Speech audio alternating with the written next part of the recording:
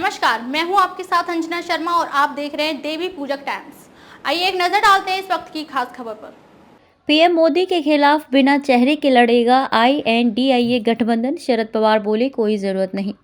NCP chief Sharad Pawar ने लोकसभा चुनाव 2024 में विपक्षी गठबंधन इंडिया की ओर से प्रधानमंत्री पद के चेहरे को लेकर बड़ा बयान दिया। उन्होंने सोमवार को पुणे में कहा कि आम चुनाव में आईएनडीआईए को पीएम फेस की कोई जरूरत नहीं है। दरअसल पत्रकारों ने उनसे पूछा कि क्या Indian national developmental inclusive alliance India के पास प्रधानमंत्री पद का कोई चेहरा नहीं है। इस पर उन्होंने कहा कि विपक्ष के लिए पीएम कैंडिडेट की घोषित करना आवश्यक नहीं है।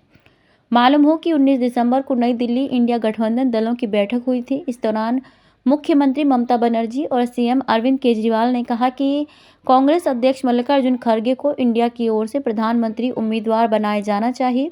शरद पवार ने कहा कि 1977 के लोकसभा चुनाव आपातकाल के बाद में भी किसी को प्रधानमंत्री के चेहरे के रूप में पेश नहीं किया गया था।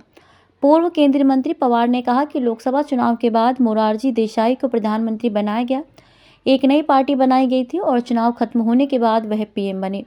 कोई चेहरा सामने नहीं रखने के कोई खास असर नहीं दिखा। अगर लोग बदलाव के मूड में हैं तो वे बदलाव लाने के लिए निर्णय लेंगे। सभी राजनीतिक दलों को फैसले लेने का अधिकार, शरद पवार। वंचित बहुजन अघाड़ी वीबीए प्रमुख प्रकाश आंबेडकर ने कहा था कि अगर इंडिया के साथ उनकी पार्टी का गठबंधन नहीं हुआ तो उनका संगठन महाराष्ट्र की सभी 48 लोकसभा सीट पर चुनाव लड़ सकता है। इस बयान के बारे में पूछे जाने पर शरद पवार ने कहा कि सभी राजनीतिक दलों को अपने फैसले करने का अधिकार है। पवार ने कहा कि उन्होंने दिल्ली में हुई एक बैठक में कांग्रेस अध्यक्ष मल्लिकार्जुन खड़गे से कहा था कि वह अंबेडकर को अपने साथ ले लें। शरद पवार ने कहा कि शिवसेना यूबीटी प्रमुख उद्धव ठाकरे ने भी वीबीए प्रमुख से संपर्क किया था। चुनावी सर्वे के नतीजों पर क्या बोले शरद पवार। चुनावी सर्वेक्षण ने 2024 के लोकसभा चुनाव में महाविकास आघाड़ी को राज्य के सत्तारूढ़ गठबंधन पर बढ़त दी है। इसे लेकर एनसीपी लीडर ने कहा कि सर्वेक्षण सिर्फ संकेत है और किसी को भी इस तरह की कवायद के आधार पर निष्कर्ष पर नहीं पहुंचना चाहिए। दूसरी ओर महाराष्ट्र के उप मुख्यमंत्री अजीत पवार ने दावा किया कि देश में प्रधानमंत्री नरेंद्र मोदी का फिलहाल कोई विकल्प नहीं है।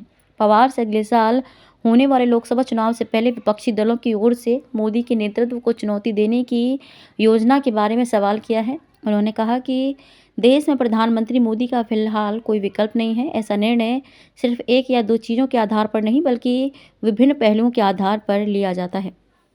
खबरों में अब तक के लिए बस इतना ही। फिर होगी आपसे मुलाकात कुछ ऐसी ही खास खबरों के साथ। तब तक के लिए नमस्कार और देखते रहिए देवी पूजक टाइम्स।